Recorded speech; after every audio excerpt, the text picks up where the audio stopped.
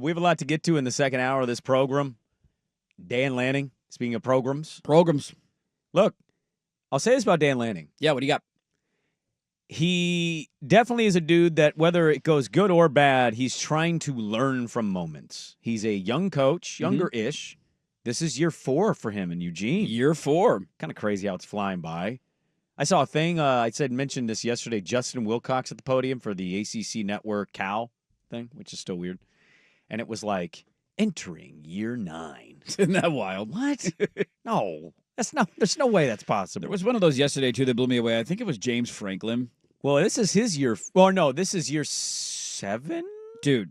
Or is it 10? No, I think it's, hold on. Is it 11? I want to make sure I got my numbers right because I was watching his press conference and they said he's the second longest tenured coach in the conference. He said 4 years, but then I pieced together. He was talking about the administration's been together for 4 years. He's been there for. His first year at Penn State was 2014. So we're barely a show at this point. But yes, he's been like I have different timelines in my head, so when I see some of these numbers, I'm like, no, that was like this is year 11 for James. That was Franklin. Like year 6 for me in dirt. Right. Doesn't seem like it was that long ago. It was year 3. He'd been there a long time. But Dan Lanning, he's already talked about that loss to Ohio State. I thought he was some good stuff we didn't pull. He's very complimentary of Ryan Day. Yeah. Congratulating Day, and Day was complimentary of him. He came out in his opening remarks at the podium, Dan Lanning. He's in Vegas, which bothered James Franklin, by the way. He didn't like being there. Of course, James Franklin comes out as the wet blanket on day 2 of media days because everybody wants to go to Indianapolis. Have fun in Vegas. Well, Dan Lanning comes out. They're in Vegas, and he says, funny we're in Vegas because our team motto this year. But since we're in Vegas, it seems like the right time to say it. As our theme for this team is double down. Right? We have done an unbelievable job of building this team over time. You look at our success season to season, and as this team has grown, the process works. We're close, and we've been able to accomplish a lot. So that's really what's going to feed our program this offseason, and will feed us into fall camp is believing in the process that we have. I know not every team has like these team mottos or slogans or whatever. I can't begin to tell you what I think Oregon State's is going to be. He's right in the message because he should be doubling down. Yeah. You cannot let the result of one game say, like, well, I don't know what I'm doing. Like, okay, Ohio State got hot. Also not as cool as past, like, kind of themes of their season. You know what I mean? Just double that. Yeah. All right. The other part of this, too, that was funny because I watched, I tried to catch all of his because he does this. Then there's like a side press conference. I heard this one live on The Fan with the firm, Harris and Meringue. And then he does the side one. And then he's on the Big Ten Network studio desk, and I watched that one. And he's getting individually interviewed. And there's individual interviews. Out. I think he was on one of the FS1 shows in the morning. Like, he was all over the map. And I tried to catch as many of them as I could, just see if there's any stuff for the show that we could pull. Do you know where he got the phrase from? I love blackjack table. It is not at a blackjack table. Is it a captain's book? It is not a captain's book. He referenced that book he's reading. He leaned heavily on another college football coach. Not leaned heavily is probably not the right phrase, but he communicated with another college football coach this offseason, and he wanted to call them because he's had an admiration from afar for a long time and appreciates the way that they've run their program, wanted to pick his brain about the way that he's done things, and he was talking to that coach about his process, and he said, well, how do you think about changing your process, or is it working, is it not? And I think the coach said to him, do you like the process? Do you feel good about the process? He said, yes. And then that coach told him, well, then what you do is you double down. And that's where he got the phrase from. And that coach, Dabo Swinney. Like that? No, I don't like that. I don't like that. I don't like that. 2 natties. I mean, he's got 2 of these. I'd take 2 of these. I'll take them if he's got them. But, yeah, that was the funny part. He said he's always had a great admiration. And, look, Dabo's got 2 titles. We can feel however we want to feel about him. You cannot like Dabo for the public comments. Yes. But, like, dude, if I'm a coach, I am absolutely reaching out to a Dabo and picking his brain about anything. But I heard the opening remarks there, and I'm like, double down. I get it, Vegas. All right, good year last year. Let's go do it again. And then I heard that anecdote. And I think that was on the Big Ten Network studio desk where he said that and talked about Dabo, and he gave him the phrase. Andy Reid didn't say this term, but he kind of echoed this of just like, I knew we were on the right track in Philly. We just didn't break through. Like, what you're doing is clearly working. Yeah. You just got to fix the last game of the year. If you overreact to those low moments, which may become few and far between, you're not going to be, you're going to take yourself down the wrong path. So good advice from Dabo. Not as exciting to say, but absolutely the right philosophy and the way he should be viewing the season. He also talked about just, getting back in that kitchen and cooking some stuff up this season. We do have a brand new team and brand new challenges. And what happened last year has nothing to do with the future. So building that, starting from scratch, getting the opportunity to head back to the kitchen, figure out what we're going to be able to throw in for our recipe and create a great meal is something we're super excited about. Well, and sometimes I'm cooking dinner and there'll be people over and they go, "What's your protein?" And I'll be like, do I say steak? Do I say chicken? Do I go pork? So the protein's important. You got to have a good protein. The protein to your recipes, obviously, the quarterback, Dan Lanning, on the quarterback room. We've been really fortunate the last few years, and I've said this to a few, that we've had a great mentor in that room. We've had guys that have had unbelievable experience, right, that these guys were able to watch and see. And I think probably what impresses me most with Dante is not wanting to be in a microwave society, not wanting to just get it fast because there's an opportunity in front of him, but to have the slow cooked meal, right? To have the opportunity to sit back and mature and learn from experiences that you don't necessarily have to be on the field to feel.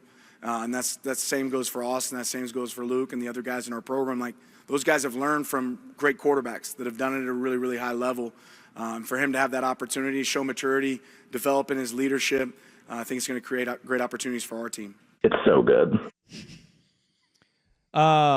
Quarterback was interesting. He got a lot of questions about Dante Moore, and he gave really good, I thought, thoughtful answers, and he's optimistic about Dante and the growth, but also... Every answer included Luke Moga and Austin Novosad. Every single one. That's the way he's going to do it all offseason until they name a starting quarterback. I don't know how many people listening that aren't Oregon sickos, alumni, media. I don't know how many people pick up on those little cues. I mean, it's funny. I assume Duck Fan was picking up on that of good Dante Moore answer. And you mentioned Novosad. Yeah, it'll be interesting to see how this all plays out. I know we've had fun with this on the show. I do believe that Dante Moore will be the starting quarterback for Oregon this year. I do too. But they sure, and then he's going to get benched. They also have to be very smart about how they handle this stuff, right? Like, this is Ohio State's doing the exact same thing. Go listen to any Ryan Day answer. Julian Sayan's going to be Ohio State's starting quarterback this year. Julian Sayin was not there at media days 2 days ago, and every time he was asked about who your starting quarterback's going to be, he named 3 different guys that are competing for the job. Which was funny because Jeremiah Smith was basically, he's talked multiple times about how great Julian Sayin is and not the other guys. Every quote from an Oregon offensive player that I've seen in a other media form who has talked about Oregon's quarterback position, what have they talked about and who have they raved about? They've raved about Dante Moore. Yeah. So the same thing's happening. You got to be cautious. You don't want to come out and name a guy too quickly because then other guys can enter the transfer portal. You want to keep your room as full as you possibly can, and you also want to have as much depth there as possible because, 1, you don't know how he's going to be, and 2, you don't know if he's going to stay healthy. And so he's going to be the politician answering that question for probably another month until whenever they name Dante Moore the starting quarterback. Let's play this on Dante Moore because Dan Lanning gave his thoughts on his returning quarterback. I think he has a really good feel for it. He's gotten more and more comfortable with, what power he has in that position at quarterback of being able to make sure that we get in the right play. We give our quarterbacks a lot of answers. And he's super comfortable doing that. So that's always a plus. Even in his limited opportunities last year when he was on the field, he was able to take advantage of some of those moments and put us in, positive plays and operate at a really high level. I think no matter what, I jokingly, kind of rib you on the Novosad thing. I wouldn't be shocked to see Novosad. Whenever I hear stuff, it's like they really like him down there, obviously, right? He was Will Stein's guy coming out of high school. The belief in Dante Moore, even though he is unproven to many, because last time we saw him was a while ago, dude, having a year to learn under Dylan Gabriel and being able to have access to a Bo Nix, and I think personally, it's not a shot to say that's a quarterback-friendly system. Very quarterback-friendly system. Hey, that check down to the running back, it works. It gets you 6 to 7 yards when you need it. They've had back-to-back Heisman finalists at that position. Kenyon Sadiq now, the hype coming in with him. The receiving room is interesting. DeCorian Moore is already looked at as a dude that could burst onto the scene in true freshman style the way we saw last year with Ryan Williams and Jeremiah Smith. So I'm curious to see what he's going to be in year 1, given now that Evan Stewart, I think, is probably going to be out all year, even though they're trying to say, we don't know. Yeah.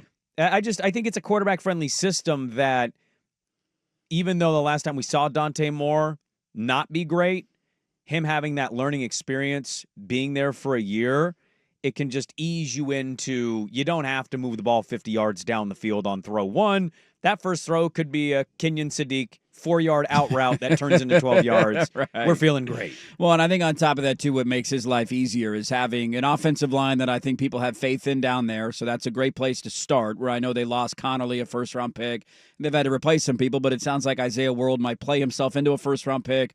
Poncho's back at center. Iuli's back. So We worried about center again this year? No, I'm not this year anymore. I don't think that's a fear. Bedford, remember with all the Bedford conversations? He's back. He's playing this year. He's healthy right now. So maybe he gets hurt again and misses the entire year again. But I think their offensive line is going to be really solid this season. I don't think they're going to go through the same struggles early in the year that they did last year. And so that one makes your life easier. And then I think Mekhi Hughes is one of those names that by week 5 will be a household name in college football. He was an absolute monster when he was at Tulane. When you look at every sort of portal recruit ranking or whatever, he was in the top 5 of almost every category. He had over 1,300 yards in both of his years, though. I gave the touchdown numbers yesterday, 24 touchdowns in 2 years. The guy's a stud. Go look at his physical build, too. He's an absolute physical freak. Just go watch his highlights. He's unreal. He's a monster. And so that makes your life incredibly easy as a quarterback. It's a lot of quick throws, getting rid of the ball quickly. You're going to have good protection. You're going to be able to run the football. You're not going to be asked to do everything. And that's a great place for Dante Moore to start when he is named the starting quarterback. And I also think there would be a bigger fear on my end if it was a new system and you didn't have that faith in the pieces around you. Because I think the continuity helps them tremendously offensively, that he was in this offense for a year. And so he did struggle when he was at UCLA. There's no doubting that. I also think a lot of freshman quarterbacks would struggle in that spot. That wasn't a good team. You had a coach one foot out the door. He's getting ready to go. And so maybe he sucks. I don't point to maybe he doesn't end up living up to the hype, but I don't point to him struggling as a freshman as a reason why that would happen. I think he's grown. He's waited a year. He's learned under a veteran in Dylan Gabriel, and he's in the same system now for back-to-back years, which helps him.